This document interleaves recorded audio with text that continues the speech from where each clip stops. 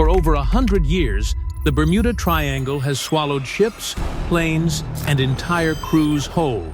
The world keeps chasing answers that always slip away. Now, of course, hundreds of theories have been proposed. The most logical theory is the weather. Perhaps there was a sudden hurricane that came out of nowhere, and people got confused, and as a consequence, they dove right into the water. Then, one survey team finally lowered a drone into its darkest depths, nearly 700 meters down. They expected only mud and shadow. Instead, the camera found something resting on the seafloor that froze the whole crew in silence. The footage still unsettles experts today. So what truly waited down there? The deal that started it all. Our story opens with something surprisingly ordinary, a business deal. Around the start of the 2000s, a Canadian deep-sea exploration company struck an agreement with the government of Cuba, and the reason behind it stayed entirely practical. Cuba faced real financial pressure at the time, and the waters around its coastline happened to hide a genuine fortune. For centuries, hundreds of Spanish colonial ships had gone down in these seas. Many were 300 to 400 years old. Records suggested that dozens of them still carried silver coins, gold bars, and rare trade goods cargo worth millions even today. So the arrangement felt clear and simple. The company would scan the seabed with modern technology, pinpoint the wrecks, recover whatever held value, and share the profits with Cuba. The team behind this work were professionals led by Paulina Zalitsky of a company called Advanced Digital Communications. These were engineers, technicians, and ocean specialists who trusted hard data far more than old legends. Their plan involved no ancient history, no hunt for lost worlds. They simply wanted treasure, and they had the tools to find it. That single detail matters, because everything they later discovered arrived completely by accident. Weeks of mud, then something broke the pattern. The work itself moved slowly. The research vessel crept forward in careful, precise lines, dragging its scanning equipment behind it. Day after day, the crew watched their monitors fill with the same tired images: soft mud, scattered rocks, the broken, uneven terrain that shapes most of the seabed. This felt like routine to them. Deep-sea survey work rewards patience above everything else.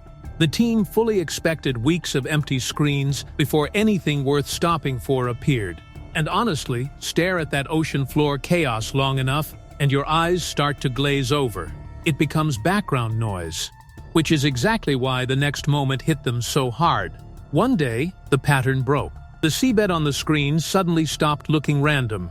Straight lines began to appear. Some sections looked almost rectangular. Others seemed arranged in deliberate order. When the crew zoomed out, the formation stretched across a surprisingly wide area, possibly hundreds of meters across. At first they assumed it was a glitch, yet the longer they studied it, the stranger it became. In a place ruled entirely by randomness, the ocean floor had started to look organized, and that simple shift pulled every eye in the room toward the monitor. How the sound revealed the shapes. Now you deserve to understand exactly how the team was seeing all this, because they relied on something far cleverer than an ordinary camera. At those depths, light disappears entirely, so they used side-scan sonar instead. The system fires sound waves toward the ocean floor, then reads how those waves bounce back. Soft surfaces like mud absorb most of the sound and show up dark on the screen. Hard surfaces like rock reflect it and show up bright, though they usually stay rough and uneven. That contrast lets a trained operator read the seabed almost like a photograph, and experienced eyes can spot something unnatural within seconds. What appeared this time looked nothing like the usual chaos. The screen showed long, straight lines holding parallel with consistent spacing and even sharp angles. The crew assumed equipment error, so they scanned the area again and again. They changed the speed, they adjusted the angle, they recalibrated the instruments. Every single pass returned the very same shapes in the very same places. Then came the detail that changed everything. Shadows. In sonar imaging, a shadow only forms when an object rises above the surrounding surface and blocks the returning sound. Flat ground casts none, buried debris casts none. So those shadows carried a clear message. Something down there had real height, mass, and defined edges. It was standing on the seafloor the way a building stands on land. 5 passes, and nothing matched. Zalitsky refused to trust a single reading, and that caution shaped what came next. She ordered the vessel to hold position. Then she had the team run several more passes over the site, approaching from a different bearing each time, varying both speed and scan depth. Every pass returned the identical result. That repetition mattered enormously. A faulty machine produces different errors each time you adjust it. Yet here, the same straight shapes kept appearing, the same spacing, the same shadows. No matter how the team changed their approach, the equipment was clearly telling the truth. So the crew turned to their databases for an explanation. First, they compared the readings against known shipwreck signatures. No-match sunken galleons break apart and scatter across the seabed, while this stayed in clean order. Next, they checked coral formations. Again, nothing lined up, since coral grows in irregular curving shapes. Then they ran it against every natural rock formation in the regional records. Still empty. Slowly, one unsettling fact settled over the room. Whatever lay below matched nothing previously recorded in those waters. The team marked the coordinates and made a decision that redirected the entire mission. They would set the treasure aside and send a camera down to see this thing with their own eyes. The descent into the black. And so, with the coordinates locked, they prepared for the part nobody had planned for. Sending a remotely operated vehicle to 700 meters is never something a crew does casually. At that depth, the pressure climbs to crushing levels. It's strong enough to destroy equipment never built to survive it. The water sits near freezing, pitch black, and utterly silent. One cable failure, one seal breach, one electrical short, and the machine stays on that ocean floor forever, with no realistic way to bring it back. So the engineers prepared with total focus. They inspected the cable. They tested the high-intensity floodlights that would serve as the robot's only eyes. They calibrated the cameras and confirmed the live feed. Then they lowered the machine over the side. The cable unspooled slowly. For the first stretch, sunlight still filtered through the water, and small fish drifted past the lens. But the deeper the robot traveled, the darker the ocean became. A few hundred meters down, the light vanished completely. The sea turned into a silent black void, where only the robot's lamps cut through the dark. Fine particles drifted past the camera like slow-motion snow. The crew on the surface watched without a word. Nobody spoke. Nobody shifted in their chairs. And then the seabed finally rose into view. What the lights revealed. For a moment, everyone expected the ordinary, uneven ground. Drifting silt, scattered stone. Instead, the seabed appeared unusually flat, and the mood in the room shifted in an instant. As the robot moved closer, large surfaces filled the screen. Then, the edges sharpened into focus. Straight edges, sharp corners, massive stone blocks set side by side. Some of them measured several meters wide. Their faces looked smooth, their corners precise. They sat close together in a way that resembled deliberate arrangement far more than scattered debris. And the closer the camera drifted, the stronger that impression grew. The people in that control room transformed in real time. The conversation died away until only the hum of machinery remained. Zalitsky later described the moment to interviewers. She said the room went completely silent, not quiet. Silent. The sonar technician sat frozen, one hand resting motionless on the controls. One crew member gripped the console edge until his knuckles turned white. Another stepped back. Nobody declared they had found a lost city. Yet every person there understood the same thing. In the very same instant. The sonar had only hinted at the truth. The cameras were now revealing something far stranger. The stone that made no sense. Once the footage reached the surface, researchers studied it frame by frame. And the mystery only expanded. The blocks were not scattered at random. They sat in rows, with even spacing and repeating geometry across a wide stretch of seafloor. That detail alone raised serious questions, because deep water currents and geological forces scatter rock unpredictably. They never line it up. Then came the strangest clue of all, the stone itself. The seabed around Cuba is overwhelmingly limestone, a relatively soft rock formed from ancient marine life, the kind that erodes easily and develops cracks and holes over time. Yet these blocks appeared dense, hard, and smooth, far more like granite, a much harder rock that forms under intense heat deep inside the earth and resists shaping even with modern tools.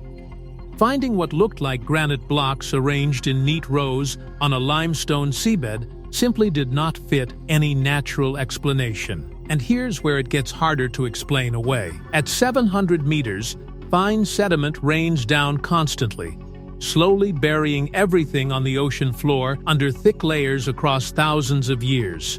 Yet many of these blocks stayed clearly exposed. Their edges were sharp. Their surfaces were clean. That pointed toward two uncomfortable possibilities. Either the structures were far younger than their depth suggested, or something had stopped normal sediment from settling there at all. When geologists reviewed the evidence, each idea answered one piece of the puzzle while leaving the rest wide open. This is also where one genuinely respected name entered the story. Dr. Manuel Iturralde Vinent, one of Cuba's leading geologists at the National Museum of Natural History in Havana, reviewed the data personally. His response proved careful but telling.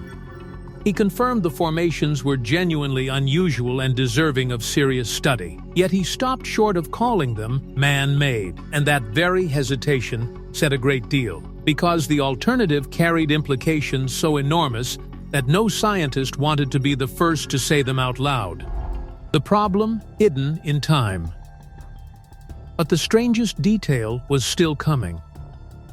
With the composition explained by no one, the team narrowed in on the single factor that made everything so difficult. Time. The blocks rested roughly 700 meters below the surface, and land does not sink that far overnight. Across this region of the world, geological changes on that scale normally unfold over tens of thousands of years, driven by the slow grind of shifting tectonic plates. That timeline opened a real paradox. If the site truly is that old, then it belongs to an era when, by every accepted account of history, humans lived as small bands of hunter-gatherers. They used simple stone tools. They moved constantly in search of food. Mainstream history offers no widely accepted evidence that such ancient groups cut massive stone blocks or arranged them in organized geometric layouts. And yet the seabed seemed to show exactly that. Planning, spacing, designed to bridge the gap, some scientists proposed a bolder idea. Perhaps the area once stood above water and later collapsed during a powerful earthquake or sudden geological event. If the land dropped quickly, entire structures could have been pulled beneath the sea before erosion ever touched them. And a rapid collapse would also explain why the blocks still look so clean, sealing the whole site away before sediment could bury it. Still, even this explanation leaves loose ends. Nature can sculpt strange formations, yet it rarely repeats sharp geometry across long distances. Human hands explain the shapes beautifully, but never the staggering age. The skeptics answer back. Now, before our imagination runs too far, the careful side of this story deserves a full and fair hearing. Because plenty of respected voices urge caution, and they raise points worth taking seriously. Off the island of Bimini, not far from these waters, lies a famous underwater rock formation called the Bimini Road. Rows of blocky stones that many once believed were the remains of a sunken civilization. Careful study eventually showed them to be natural. Sometimes, as the saying goes, rocks are simply rocks. The most influential voice belongs to Dr. Robert Ballard, the legendary explorer who discovered the wreck of the Titanic. His position stays consistent and reasonable. The ocean floor is full of formations that look artificial but turn out completely natural once examined up close. So his standard is simple. Extraordinary claims demand extraordinary physical evidence, rock samples, laboratory dating, and core drilling, none of which has ever been collected from the Cuban site. Skeptics also point to a geological process called jointing, where volcanic or tectonic pressure fractures rock along surprisingly regular planes. Sometimes it produces shapes that look strikingly geometric, even to a trained eye. On the other side stands archaeologist Dr. Greg Little, who has examined several underwater anomalies across the Caribbean. In his view, when a site repeatedly shows patterns that refuse to look natural, the right response is more investigation, not quick dismissal. He acknowledged the formations were extremely hard to reconcile with any known natural process, and he admitted that, if they ever did prove man-made, the discovery would force a fundamental rethink of how old organized human civilization actually is. The silence that followed. It is not what the team found, it is what happened afterward. Almost nothing. Zalitsky spent years pushing for a proper return expedition. She held the coordinates, the sonar maps, the high-definition footage, all recorded during a licensed professional operation. She reached out to universities, research foundations, and oceanographic institutions. She gave interviews. She presented the data publicly, again and again, making the case that the site deserved serious scientific scrutiny. The answer kept coming back the same way. Interesting, noteworthy, insufficiently funded at this time. The Cuban government, managing its own pressures, did not prioritize the site. No major university stepped forward with money. No institution committed the ship time, the equipment, or the people needed to go back. One of the most compelling underwater anomalies found in the Caribbean in decades was documented and then quietly left alone. Sit with that for a moment. We live in an age where billionaires fund tourist trips to the Titanic, where space agencies land rovers on Mars and photograph black holes billions of light years away. Yet a documented anomaly resting less than a kilometer beneath an ocean we have sailed for 500 years still waits, completely uninvestigated. The sonar data still exists. The footage is real. The coordinates are known. And the site sits untouched in permanent darkness, on the floor of one of the most mythologized stretches of ocean on Earth. Whether geological forces we don't yet fully understand shaped those blocks, or hands that history has forgotten placed them there long ago, one truth holds firm. The ocean guards its secrets well. And perhaps the most unsettling thought of all is this: the Bermuda Triangle may hide far more than lost ships and planes. It might also be holding forgotten pieces of human history, sealed beneath 700 meters of darkness, still waiting for someone determined enough to finally go back down and demand an answer. So what do you think, natural formation, or the remains of a lost civilization? Share your theory in the comments, give this video a like, and subscribe for more deep-sea mysteries.